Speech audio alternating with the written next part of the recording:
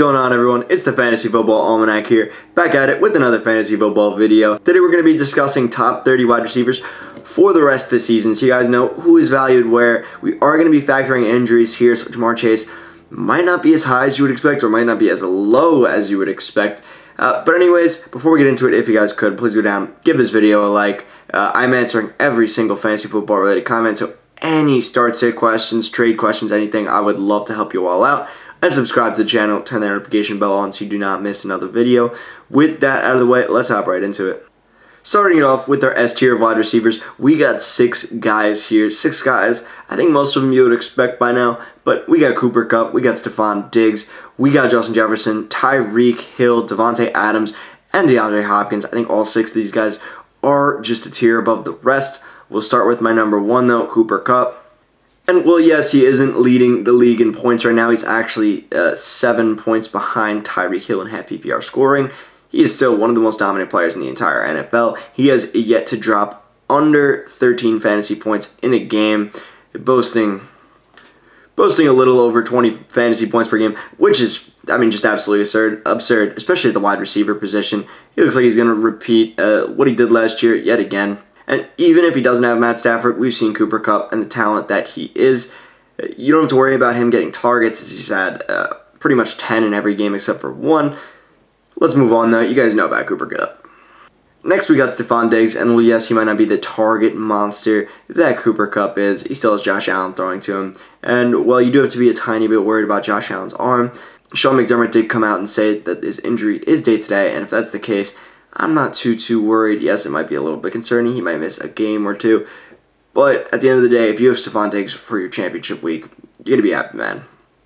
Then we have Justin Jefferson, and I know a lot of people are thinking that Justin Jefferson should probably be behind Tyreek Hill at this point, and I think that's absolutely a fine stance. But at the same time, Justin Jefferson, we saw in his sophomore season get 1,600 yards. And right now, he's on pace for 1,842 yards. Yes, he's only had 3 touchdowns, but that's a number that will go up based on the amount of yards he's getting, based on the amount of targets that he's getting. It's about as safe as it can be, especially with Tua going down a little bit with some concussions. We see Tua ball a ton, but also it could just be a Jaylen Waddle type of day, whereas Justin Jefferson does not have that competition for targets. Moving on, though, we got the NFL leader in yards. If Tyreek Hill kept on his pace that he's been on so far through 9 games this season, he would have 2,085 yards, which would break what Cooper Kupp did last year. It would actually shatter what Cooper Kupp did last year. So even if he regresses a tiny bit, it's more than fine. Tyreek Hill also a case of a lack of touchdowns with only 3 so far. But, I mean, he looks absolutely phenomenal in this offense. And his ability to boom with deep passes can win you weeks. So you can't be too mad. Tyreek Hill, great player. Could honestly be higher than 4, but I have it 4 right now. Then I've got Davante Adams and DeAndre Hopkins. Davante Adams, another target machine. We see last week he gets only 1 reception, but he was sick. We know what Davante Adams is. He's an absolute beast. It definitely belongs in this S tier. Enough said, but I think he's a little bit lower on the S tier scale just because Derek Carr is not Aaron Rodgers. That needs to be said, and it's definitely true. It's also been reflected in his stats. But Davante Adams is still getting a ton of touchdowns. As he always does, he's already at 7 through 8 games. So what more can you expect? Definitely deserves to be here. The last guy I want to talk about is DeAndre Hopkins. And yeah, DeAndre Hopkins did have a fairly quiet game against the Seattle Seahawks. He did salvage the day with a touchdown. We did see that DeAndre Hopkins still has his 30-point ceilings, and for the foreseeable future, he has absolutely no competition at the position, putting up 28 fantasy points with the wide receiver 2 being Rondale Moore. He looks every bit as good as DeAndre Hopkins always has, even at 30.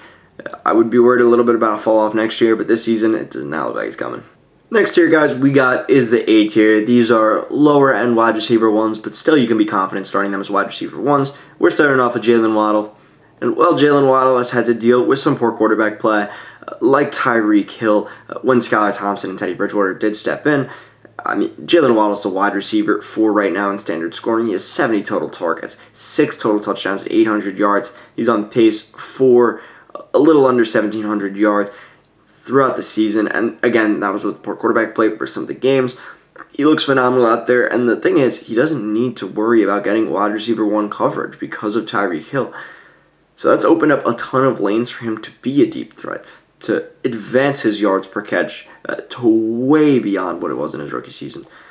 In his rookie season, his yards per catch was about 9.7. Now it's at 17.28. He's nearly doubled his yards per catch, and he's eclipsed his touchdown mark from last season. I think Jaylen Waddle's an absolutely fine pickup. I think he's really good as a mid-type of wide receiver 1. Next, we got A.J. Brown, and A.J. Brown's not the target phenom that we may have expected because he is in a run-first offense. But honestly, Jalen Hurts has been swinging the ball a lot more, and that's exactly what I like to see. He does have a massive 3-touchdown game.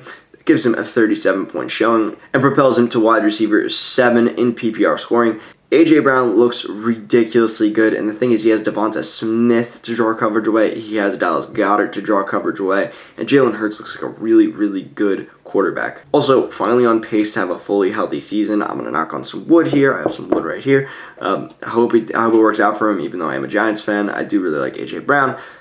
But anyways, let's move on to our next guy, and this guy probably is going to be a surprise to a lot of people, but I think Amari Cooper deserves to be in this tier, perhaps even higher. I can't justify moving him any higher right now because of his quarterback situation, but once Deshaun Watson comes back, I think Amari Cooper is going to be a supremely valuable player. Right now, he is only the wide receiver 12 in PPR, but that's with arguably the worst starting quarterback in the entire NFL.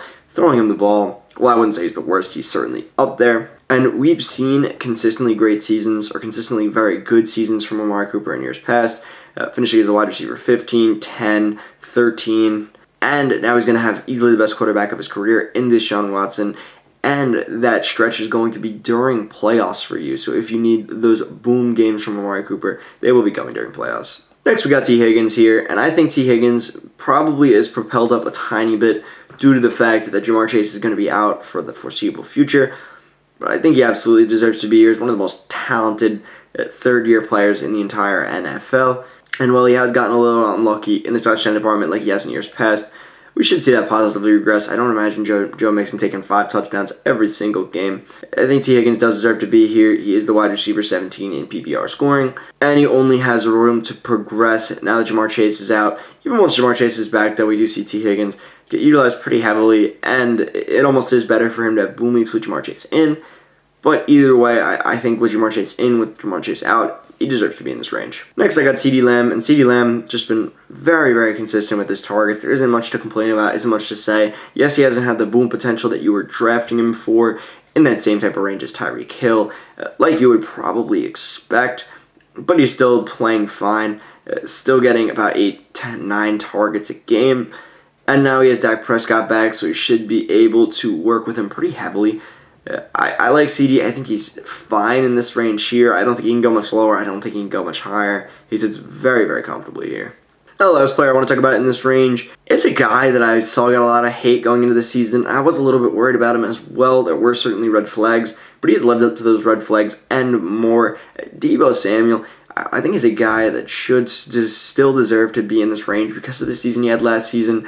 I mean, you don't just come off being the wide receiver 2 and absolutely flop, and he hasn't. He's actually looked pretty good in the games that he's played. And, well, now that Christian McCaffrey is here, he will not be utilized as heavily in the rushing department. This just means Deebo Samuel can go back to being the wide receiver that we all know and love through the first part of the season. And the trickery they're going to run with Deebo Samuel and Christian McCaffrey is going to be insane for your fantasy teams and otherwise. I still think Deebo Samuel is a good player and deserves to be here. I can't justify moving him any lower, but he also has the ceiling to move up and be in the S tier. The next guy in the start of my B tier is JaMarr Chase. And, well, I know JaMarr Chase is going to be out for the foreseeable future. They do have a bye this week, which will give him a little bit more recovery, and he already has missed 2 games. It is a pretty promising sign. JaMarr Chase has the ceiling to absolutely blow the top off of defenses and straight up win you a week. That Tyreek level upside that few players have. That's why I still do have him ranked so aggressively. I think that right now you can trade for him low and end up getting a lot of production during the playoff weeks when it really matters. And we should see him come back before week 13, week 14, because he wasn't placed on IR, which is a really good sign. And despite missing the last 2 weeks, he's still the wide receiver 8 in PPR and standard scoring. JaMarr Chase is too talented to have ranked any lower. I would not want to trade him if I had him because you'd be selling low on him. And if you don't have him, try and go out and get him, please. Just send out some offers, send out some feelers, see what you can get him for. Next up is Mike Evans, the king of consistency. We'll see him get 10 targets a game. He's still got Tom Brady at quarterback, and while yes, that may not have the same ring to it as it used to, it's still absolutely fine. I'm not worried about Mike Evans. I think he's absolutely fine where he is in this range. Doesn't deserve to be any higher, doesn't deserve to be any lower. In PPR scoring, he's the wide receiver 11. He's done that each of the last 5 years, pretty much. You don't have to worry about Mike Evans here. Then another guy who is soaring up my boards is Chris Olave. Chris Olave, as a rookie right now, has been balling. In 80 games this season, he's had 600 yards. We're on 17-game pace right now. As a rookie, Chris Olave is set to have 1,300 yards receiving. And he did miss a game, so it's a little bit skewed, but that's practically 80 yards a game. And the touchdowns haven't necessarily been there for Chris Olave, but we know they will come. They want to get him utilized so heavily. He's a deep threat. He's good in the middle of the field. He's good in the short game. You can really get him utilized for everything, and that's why he's walking out pretty much getting 10 targets a game. And he is only a rookie. The promise only goes up from here. He looks insane. Go out and get him if you can. I imagine people aren't going to be trading him. Go out and get him. Then I've got Amon-Ra St. Brown, and well, yeah, Amon-Ra St. Brown hasn't lived up to the hype of the first 3 games of the season. I mean, that 35-point showing looked ridiculous. He still looks good. He's still getting 10 targets a game, which is something you don't really have to worry about. Jameson Williams is coming back, but at the same time, Amon-Ra St. Brown has proven that he's talented. He's proven that he's a high commodity. And now with T.J. Hawkinson out of this offense, this only opens up more targets for Amon-Ra St. Brown, at least in the short term. So I think he's fine where he's ranked right here. He has the ceiling to move up. I think his floor is pretty good, so I couldn't really see him going much further down from here. I like him right here. I think he's a fine addition to your team. I wouldn't go out and trade him, wouldn't do anything like that. But this is around where I have him. Next, I got Chris Godwin, and this is another guy who's going to be seeing about 10 targets a game. Well, we haven't seen the ceiling that Chris Godwin can provide. He hasn't scored a touchdown in any of his games, which has left him under 10 fantasy points on most showings. I mean, he hasn't had over 15 fantasy points once. But it's the targets that we really like to see because we know Chris Godwin can get touchdowns. As we saw over the course of 2018 to 2020, when he had 24 total touchdowns, and even last year he had 5 touchdowns. So we've seen him at 30 career touchdowns. That's absolutely fine.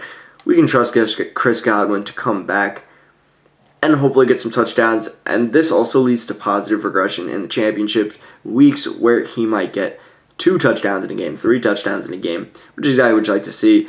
I think this is exactly where Chris Godwin should be. Then lastly, I got Christian Kirk in this tier, and Christian Kirk is fine, but he has overperformed just a little bit. I mean, well, it hasn't really been there for him in the touchdown department. We do see some type of games where he'll have 1 point, 7 points, 5 points. I don't really trust Christian Kirk all that much to be an every single week starter, but he does have the boom potential to at least not lose you weeks. And you could see this guy dropping 15 for you, 16, 17. So I think Christian Kirk's absolutely fine. He is the wide receiver 10 in PPR scoring. I don't think there's anything wrong with Christian Kirk. That's why I have him ranked where I do, but I can't see him going anywhere higher, but I also can't justify moving him a tier lower. The next players I want to talk about, I'm shocked I'm saying this because they are both Seahawks, but Tyler Lockett and DK Metcalf both look really, really good with Geno Smith at the helm. And not to mention, Geno Smith looks really, really good. But if I had to rank one or the other right now, I would put Tyler Lockett over DK, just because Tyler Lockett so far is having a better season, and he looks to have more of that chemistry with Geno Smith. Right now, Tyler Lockett is the wide receiver 9 in PPR scoring, and he's doing it in both touchdowns and receiving, averaging 600 yards receiving and 4 touchdowns, which is fine. We've seen Tyler Lockett be a touchdown guy for most of his career. Over the past 4 seasons, he has had 36 total touchdowns, which is really, really good for a player like this. And it shows no signs of stopping at this point. If anything, he's a little below pace.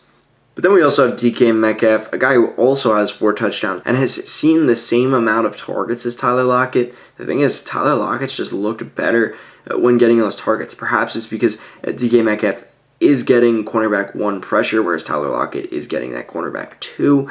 But even still, Tyler Lockett just looks like the better player, the player that I would want on my roster over DK, but I can't really separate them. Both are good players to have good wide receiver 2s that you can't complain about.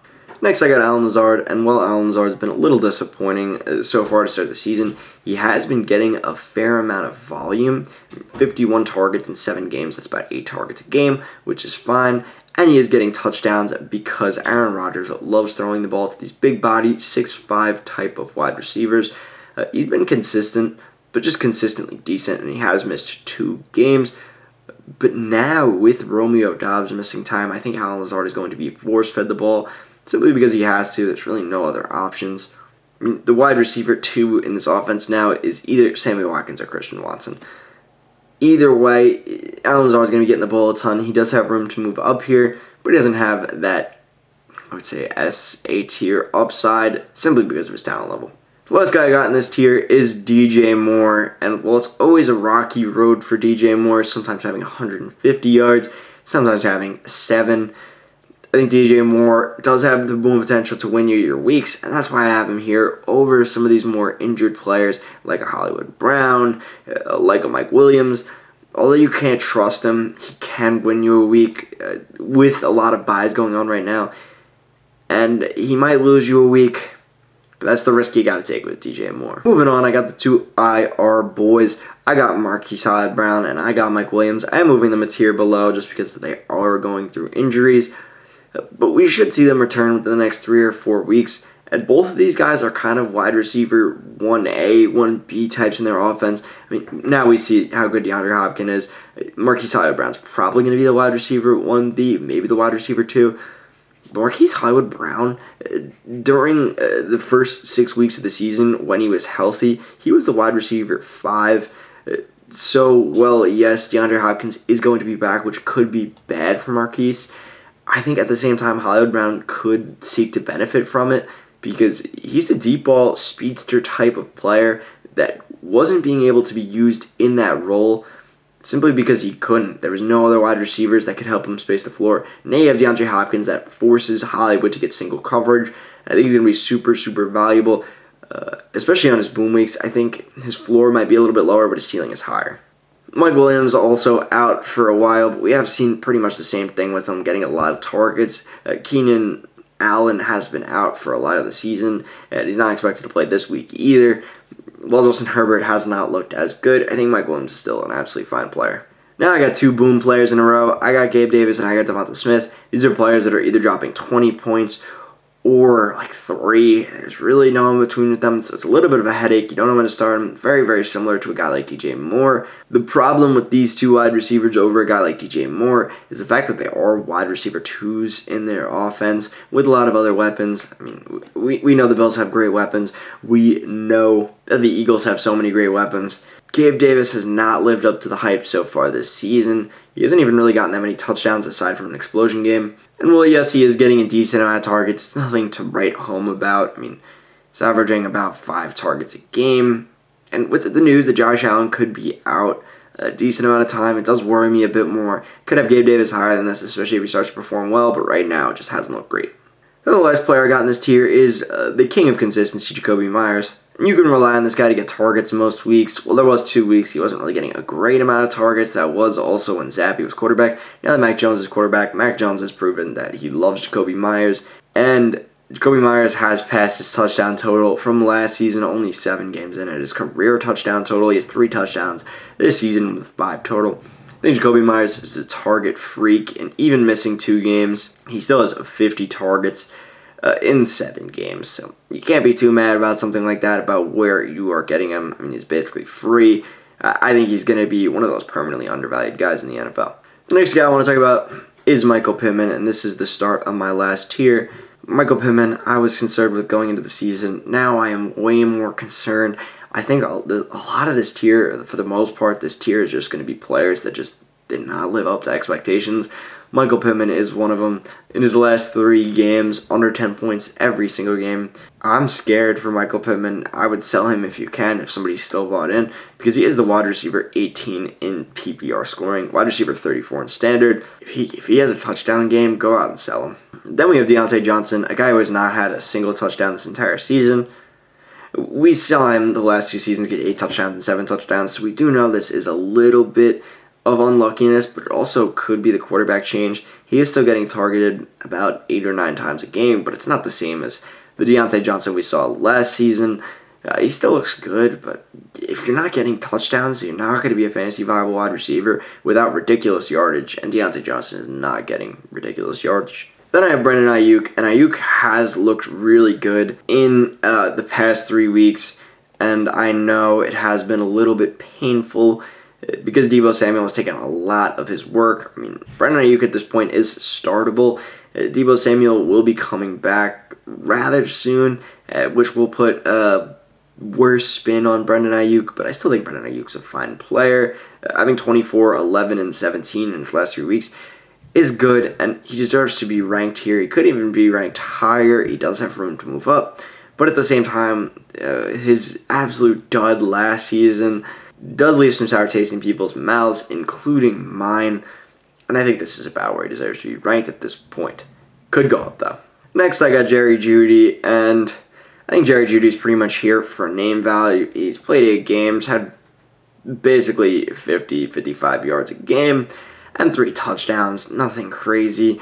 The quarterback situation is really muddy. We don't 100% know what's going on with Russ, but even through that, I mean, he's looked decent. He hasn't looked like a bad wide receiver, and that's why I'll give him the nod over a guy like Courtland Sutton, and Courtland Sutton's look absolutely terrible. The last guy I just want to give a shout out to, this is my wide receiver 30. He is questionable for this week, coming out actually 3 minutes ago.